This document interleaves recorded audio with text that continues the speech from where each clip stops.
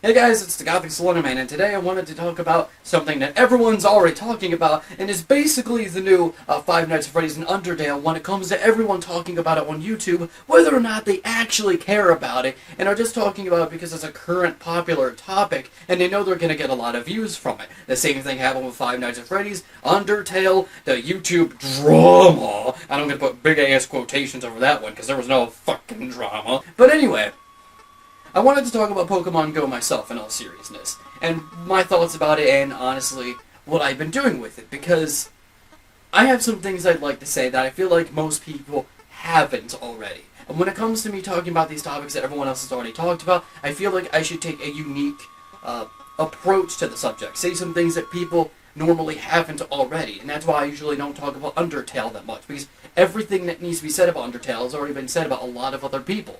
Anyway, so let me go ahead and just get started on what PokemonGO is. I feel like I don't have to explain it, but I'm going to anyway, because that's what professional people will do, and I want to at least seem like I'm professional, even though I'm obviously not.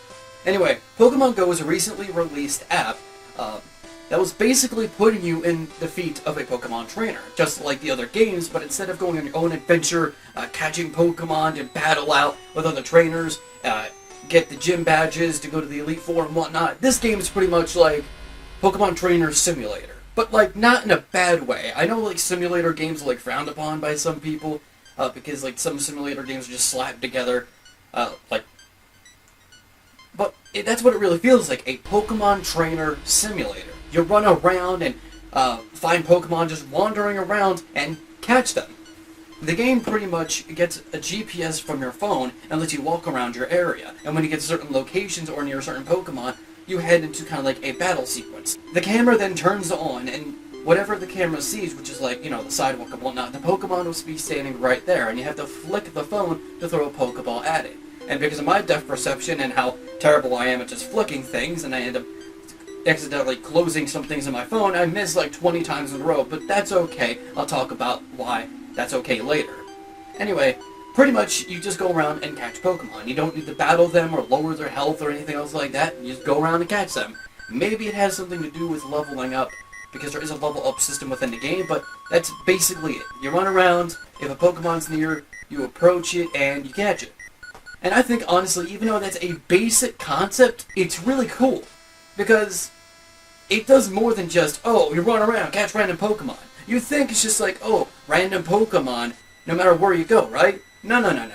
If you're in a grass-like area, you'll find grass-type Pokemon. If you're in a graveyard, you'll most likely find ghost-type Pokemon, which is cool, and that's something I like. And if you go to New York City, Town Square, you even find Mewtwo, which is something I also like. But that also makes me wonder, what are they going to do with the other legendaries of the first generation? Not only the first 151 Pokemon are available in PokemonGO, but it also makes me curious to where Mew, Moltres, Articuno, and Zapdos are going to be. I mean, they probably are going to have their own set locations as well. They're probably going to fit them. Like, I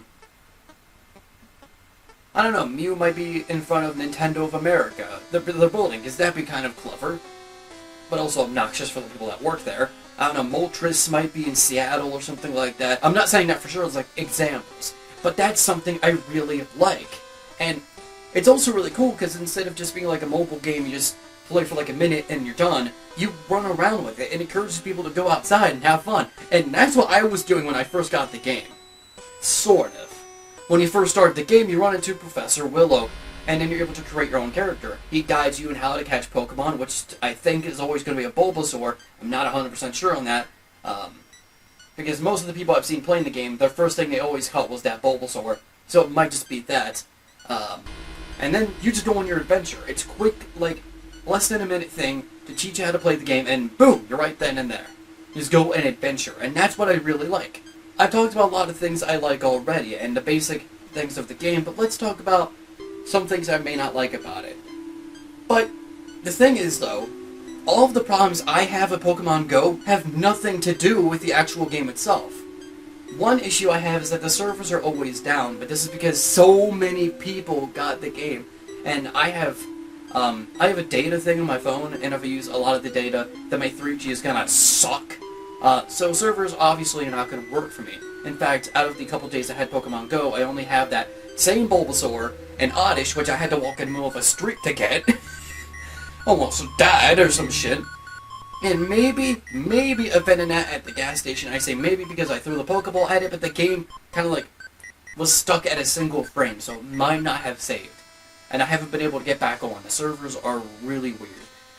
But it's not their fault, it's because so many people are getting the game, which is a good thing. The only other thing I don't like about it is Nintendo said they were going to make mobile games. This was a given, but... And yeah, they deserve some sort of credit for, you know, starting that, because if it wasn't for that, we wouldn't have Pokemon Go. But this is something that I just don't like with Nintendo in general. Now, I'm not saying I don't like Nintendo, I do. But when you're a second-party developer for Nintendo, like Intelligent Systems, Monolith, Game Freak, basically everything you make, you barely get credit for. It's like Nintendo gets all the credit for that. Oh, that Nintendo made Pokemon Go. I'm sorry, but do you see Nintendo's logo on there? That's a Niantic, that might be the name they go by for mobiles, which is kind of stupid, and the Pokemon Company. No Nintendo! Nothing! Also, got the Game Boy cover. I've had this for years. Now, I'm not saying Nintendo doesn't deserve credit for at least being able to get this started, but I feel like Nintendo gets too much credit for what their second-party developers do. I mean, people don't say Ratchet & Clank is a Sony thing. People don't say Banjo-Kazooie is a Microsoft thing. We know Banjo-Kazooie is Rare. We know Ratchet & Clank is Insomniac.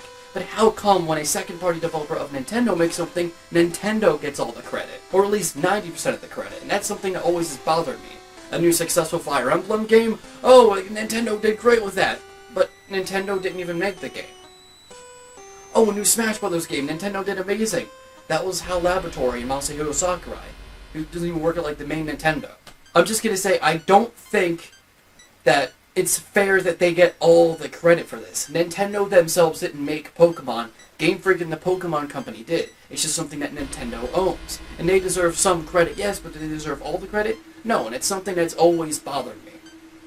But I guess that sort of thing can't be helped. It's just whenever I look online in the news about Nintendo, it's like, oh, Nintendo made Pokemon Go. Nintendo's doing great with Pokemon Go. But they didn't even make Pokemon. And you didn't even see Nintendo's logo on there, did you? I know a lot of people are going to get all pissed off at me. Be like, you don't know nothing! Because, considering I'm making a video about a video game, and gamers are going to watch this, and being someone who's been a part of the gaming community for quite some time, we are a bunch of oversensitive bastards. Let me just tell you that. You know it's true! You know it's true! But there's also two things I'd like to talk about next, and that's my hopes and dreams for Pokemon Go. Considering it is majorly successful in the short amount of time it's been up, I really hope that they make, like, other Pokemon Go games for the other regions, because they only have the Kanto Pokemon in this Pokemon Go. But I'd love to see a Pokemon Go for, like, Johto or Hoenn. I would get the Hoenn one. Hoenn is my childhood, that is my baby. Don't you dare insult my baby! You can if that's your opinion, but I'm allowed to defend my opinion. But another idea is that I hope Nintendo and their second-party developers maybe make new IPs for mobile devices. Which, to me, sounds like a cool idea. Expand more than just what you already have. Especially if you're going to expand on like, what you're going to make on. Like 3DS, Wii U to mobile. Besides, like, that could give us some new faces. Imagine, like, the next Smash Brothers could use a Nintendo mobile character. That would actually be really cool. Anyway. Despite everything that I went through, I love Pokemon Go. It may not work for me all the time because of the servers, but that's not the problem of the game itself. And I think this is a good future for mobile games. Because back then they're all just slapped together, and some of them were like, even like Chinese bootlegs, like Elsa Dentist or something like that. But now it might start like a whole, you know, actual good mobile games. Now, I'm not saying there weren't. I enjoyed Angry Birds before it became, like, overrated. Temple Run, Jetpack Joyride, but it just, some of them felt like, not those games specifically, but some other mobile games felt like they were just slapped together. And hopefully this starts something new for mobile games in general, and makes them more enjoyable. But anyway, what are your thoughts on Pokemon... Did I just break my phone? Okay, we're good. What are your thoughts on Pokemon Go? And go ahead and put them in the comments if you have thoughts, because my grammar sucks. I'm so sorry. Anyway, if you enjoyed the video, make sure to like, maybe favorite, and subscribe if you'd like to see some more. We'll see fishing and sealing at least once in our lives. I gotta keep signing into my Google. Why don't you remember that shit? Nintendo, please don't claim this video. It's asking me to sign in again. Fuck that.